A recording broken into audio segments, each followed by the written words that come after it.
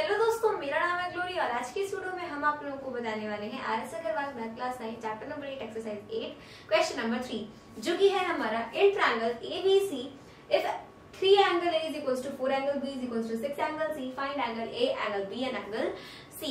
अब यहाँ क्या बोला जा रहा है कि अगर आपके 3 एंगल A जो है वो 4 एंगल B के इक्वल है और ये आपके 6 एंगल C के इक्वल है, यानी कि तीनों आपस में इक्वल है, so you have to find the measure of angle A angle B and angle C। तो जब भी इस तरीके का क्वेश्चन आए ना कि आपको कुछ इस तरीके का मतलब कि तीनों एंगल्स इक्वल बता दे, कोई ना कोई वैल्यू देकर के कुछ ना कुछ बता करके कि ये इतने टाइम्स इक्वल है वो उतने टाइम्स इक्वल है, वैसे इसमें है ना 3 times angle A is equals to 4 times angle B is equals to 6 times angle C, right. तो अगर कभी भी ऐसे क्वेश्चंस आते हैं तो हम क्या करते हैं, हम यहाँ पर लेते हैं एक कांस्टेंट। जैसे कि हमने क्या करा, हमने यहाँ पे लिखा लेट 3 एंगल A, क्योंकि कांस्टेंट की वैल्यू हमेशा क्या होती है, फिक्स होती है। तो हम यहाँ पे कांस्टेंट लेंगे, let's suppose let 3 angle A is equals to 4 angle B is equals to 6 angle C, 6 angle C is equals to K। ये मैंने कांस्टेंट ले लिया। देखिए जैसे कि अगर मान लीजिए कि यहाँ पे माना कि K की वैल्यू 10 है, तो इसका मतलब क्या हुआ कि इन तीनों, ये तीनों किसके इक्वल है, 10 के इक्वल है। ठीक वैसे ही यहाँ पे अगर K है तो ये तीनों किसके इक्वल है, K के इक्वल है। तो हम यहाँ पर क्या कर सकते हैं, 3 angle A is equals to हम K लिख सकते हैं एंड उसके बाद एंगल A इधर आएगा, 3 इक्वल्स टू किधर साइड भेज देंगे, so we will get K upon 3। अब इस K अपॉन 3 को हम ऐसे ही छोड़ देंगे। फिर बारी आती है किसकी, फिर हमारी बारी आती है 4 एंगल B की, 4 angle B is equals to K। अब यहाँ पर एंगल B इक्वल्स टू हो जाएगा K अपॉन 4। वैसे ही मेरे पास है 6 angle C equals to K, तो एंगल C की वैल्यू आ गई मेरे पास K अपॉन 6। अब यहाँ पर देखिए एक तरीके से हमें क्या पता चल चुका है, हमें यहाँ पे एंगल A भी पता चल गया, देखिए K अपॉन 3, B भी पता चल गया K अपॉन 4, मतलब एग्जैक्ट वैल्यू नहीं पता है बट फिर भी इतना तो पता ही है, angle C is equals to K upon 6।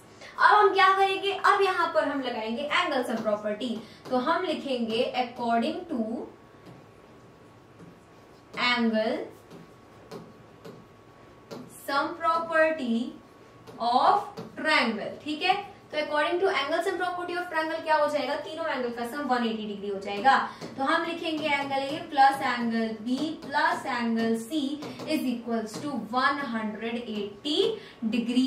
अब एंगल A मेरा कितना है, एंगल A है मेरा K upon 3 plus angle B है मेरा K upon 4 and plus angle C है मेरा K अपॉन 6 इक्वल्स टू 180।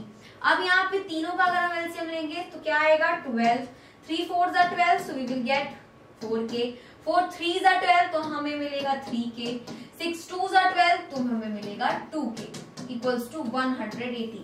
अब इन तीनों को ऐड करते हैं, 4 plus 3 7, 7 plus 2 is 9, तो मेरे पास क्या आ गया, 9K आ गया। अब मैं 12 को इक्वल्स टू किधर साइड भेजूंगी तो हमें मिलेगा 180 इंटू 12, है ना। अब क्या होगा, इसको मल्टीप्लाई नहीं करते हैं, क्यों फालतू में बड़ा करना है हमें हमारी कैलकुलेशन। हम नेक्स्ट क्या करते हैं कि इस 9 को इधर ले आते हैं, तो 180 इंटू 12 अपॉन मेरे पास 9 हो जाएगा। अब ये ज्यादा इजी हो गया, 9 1 9, 9 2 18, आगे 0। तो K की वैल्यू क्या आ गई, 20 का 12 में मल्टीप्लाई करेंगे, 12 2 24, आगे एक 0 लगा दिया, K की वैल्यू आ गई 240। अब ये हमारा आंसर नहीं है, हमने K की वैल्यू यहाँ पे ये निकाला है हमने।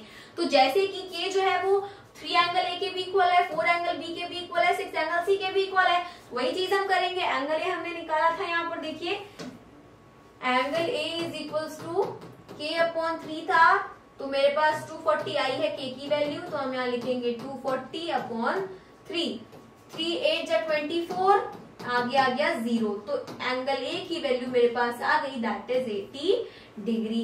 एंगल B मेरे पास कितना था, K अपॉन 4, तो हम यहाँ पर लिखेंगे K अपॉन 4, ठीक है। तो angle B is equals to 240 upon 4, 4 6 जा 24, आगे 0, तो एंगल B की वैल्यू आ गई मेरे पास विच इज जो कि है हमारी 60 डिग्री। अब आगे एंगल C इक्वल्स टू क्या था, K अपॉन 6, तो angle C equals to 240 upon 6 अब 6 4 24 आगे आ गया 0, तो एंगल सी की वैल्यू आ गई 40 डिग्री। तो एंगल ए 80 है, बी 60 है, सी 40 है। तो इस तरीके से यहाँ पे हमने तीनों एंगल्स की वैल्यू फाइंड कर ली। सो मिलते हैं अपने अगली वीडियो में, तब तक के लिए मेरे सभी दोस्तों को मेरी तरफ से जय हिंद, जय भारत।